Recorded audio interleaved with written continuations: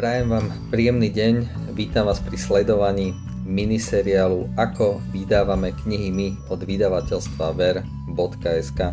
Moje meno je Richard Štefák, som riaditeľom tohto vydavateľstva a s našim vydavateľstvom pôsobíme na trhu už viac ako 10 rokov. Nie sme veľké vydavateľstvo, ale postupne každým rokom sa snažíme zväčšovať počet vydaných kníh.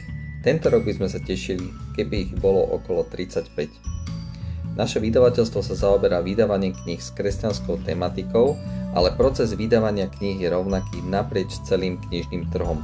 Teda v tomto miniseriáli by sme vám radi povedali o tom, ako vyberáme knihy, ako komunikujeme so zahraničnými licensormi a vydavateľmi, koľko krokov je potrebných od toho okamihu, ako nás kniha zaujme, až po okamih, ako sa kniha dostane na knižné pulty, aké sú procesy pri vydávaní kníh, aké rôzne komplikácie môžu nastať, kde sa najviac zasekneme v celom procese, aké sú úskalia vydávania kníh, čo robíme s knihami, ktoré si nenajdu svojich zákazníkov, aký program používame a aký program nám pomáha pri procesoch s vydávaním kníh.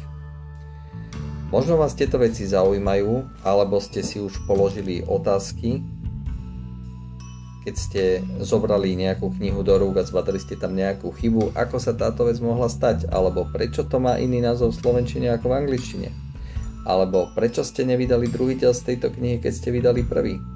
No a prečo ste zmenili obálku a nenechali originál obálky? Prečo je táto kniha taká strašne drahá? A prečo je e-kniha v takmer rovnakej cene ako papierová kniha, keď nie sú náklady na tlač? Ako vydavateľstvo máme už za sebou približne 120 titulov. Keď som to nedávno rátal, tak ma to normálne prekvapilo, koľko toho sa už podarilo vydať za tie roky. Jeden z našich prvých vydavateľských aktivít alebo počinov bola Biblia jedno slovo, čo bolo evangelizačným projektom, cez ktorý sme sa snažili priblížiť Bibliu mladým ľuďom. Preto sme ju spojili s rôznymi svedectvami, s rôznymi zaujímavými vysvetlivkami. Dali sme tomu moderný obal, aby sme sa aj týmto spôsobom dokázali mladým ľuďom priblížiť, pritiahnuť ich k Božiemu slovu, aby sa im ľahšie čítalo a aby Božiemu slovu lepšie rozumeli. Toto bolo v roku 2012. S touto knihou zo spoločenstva Martinov chodili s predajným stolíkom ľudia pred kostoly, ponúkali ho veriacim po omšiach. Na tomto projekte sme pracovali takmer 2 roky a mohol vzniknúť aj vďaka reholi jezuitov a vydavateľstvu Dobrá kniha, ktorí nám poskytli Nabotekov katolícky preklad licenciu. V ďalšom roku sme vydali knihu Milovanej princeznej od Cheryl Shepard a táto kniha sa stala jednou z najúspešnejších kresťanských kníh na Slovensku. Zaujímavý je príbeh o tom, ako sme sa vôbec k tejto knihe dostali. Jedna členka nášho spoločenstva nám dala tip na túto knihu. Ona totiž túto knihu postupne prekladala a e-mailom tieto zamyslenia posielala ženám na povzbudenie e-mailom. Odozva na tieto e-maily bola taká, že sa ženám tieto povzbudenia veľmi páčili a tak nám dala na túto knihu tip. Mám pred sebou ten moment, keď sme stáli v takej miestnosti asi 2x3 metre, kde sme sa mohli posadiť tak maximálne 3 ľudia, tak sme zvážovali, že či vôbec ísť do tejto knihy, lebo samotné vydanie knihy stojí nie málo peňazí. Vtedy ten človek z nášho týmu povedal, že peniaze, ktoré dáme do tejto knihy na vydanie, je v skutočnosti investícia, ktorá sa môže vrátiť. A tak sme sa rozhodli ísť do tejto knihy. Postupne sme do nášho portfólia pridávali ďalšie knihy, či už od spisovateľky Cheryl Shepard, alebo aj iné, ktoré sme si vytipovali.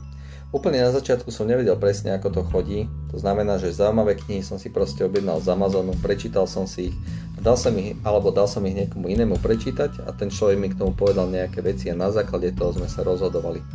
Postupne som prišiel na to, že s vydavateľstvami sa dá komunikovať aj napriamo a že oni nám budú ochotné jednotlivé knihy poslať.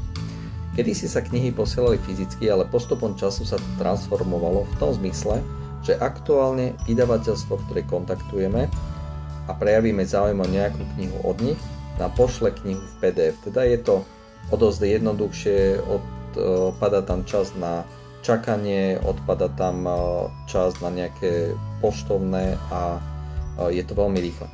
Naše vydavateľstvo je úzko spojené tiež s myšlienkou internetového obchodu Ver.sk. Tomu však predchádzala tiež určitá história prepojenia na prácu spoločenstva Martindom v roku 2002.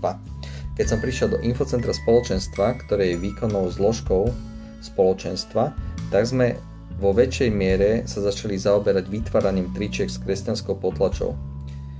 Chodili sme predávať trička na rôzne festivaly, predávali sme ich cez časopis Nahlas, robili sme evangelizačné kampane s hudbou a evangelizačným slovom po Slovensku, na ktorých sme ponúkali ľuďom aj kresťanskú literatúru spolu s rôznymi inými predmetmi s kresťanskou tematikou, ako napríklad trička, mikiny, hrnčeky s biblickými citátmi alebo pera a iné drobnosti.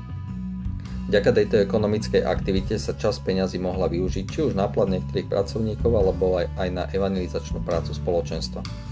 Avšak hospodárska kríza v roku 2008, ktorá prišla na Slovensko, reálne a hmatateľne v roku 2009 spôsobila, že tento sortiment ako trička, mikiny sa začali oveľa menej predávať a ľudia neboli ochotní míňať už toľko peňazí za tieto veci.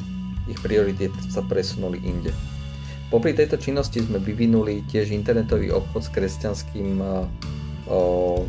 kresťanskou tematikou, ktorý bol na takej nezapamätateľnej adrese shopa.hps.sk.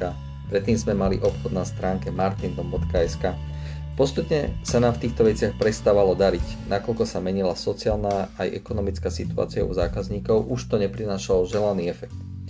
Vtedy nám pomohol veľmi jeden človek, ktorý sa vyznal do internetových obchodov, sám prevádzkuje, alebo aj vtedy prevádzkoval jeden z nich a je celoslovenský veľmi známy a pomohol nám postupne začať budovať značku ver.sk.